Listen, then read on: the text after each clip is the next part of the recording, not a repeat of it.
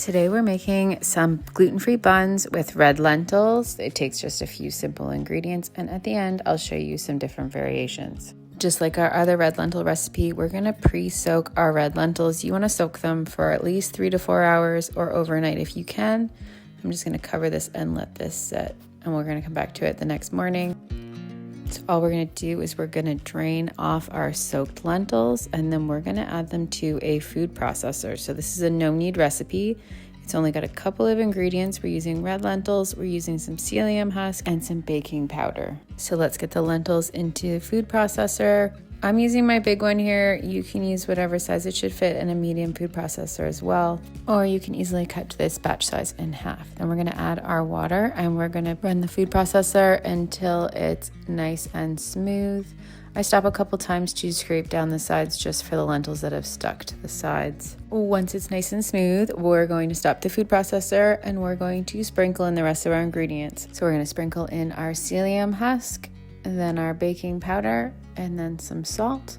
And then you're going to start up your food processor again, and you'll know this is ready when it turns into a ball and starts going around your food processor. Now, another method, if you don't have a food processor, you could do this with a blender. What you're going to want to do is blend the water and your lentils until nice and smooth, and then transfer it to a bowl, and then you're going to add in your other ingredients. So you can see ours has sort of turned into a ball of dough, so we're going to stop it. We're going to pull it out of the food processor. Then we're just going to work it into a ball and divide it up. You can feel free to use a scale here if you want to be super accurate and get 6 exactly the same size buns. I'm just eyeballing it here into 6 portions. And then we're going to take each portion and shape it into a bun shape. Now we're making this into 6, but you can feel free to make it into 4 or 5, or you can make it into smaller ones if you wish as well. You're just gonna have to adjust the bake time. The smaller they are, the faster they're gonna cook. The bigger they are, the more time they're gonna need.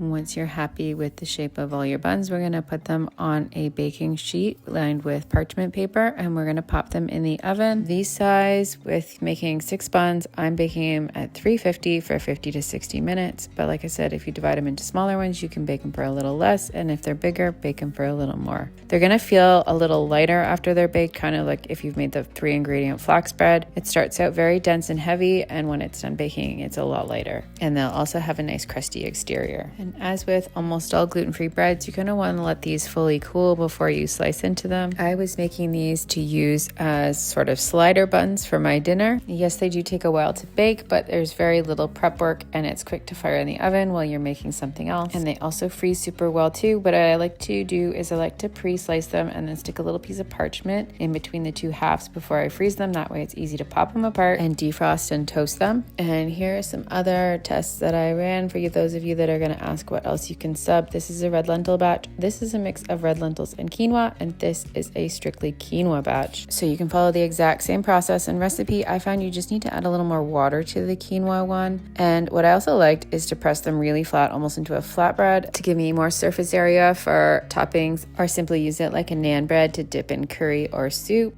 So yeah, that's it. I hope you guys enjoy these, and if you have any questions, fire them down below in the comments, and like and subscribe and follow for more.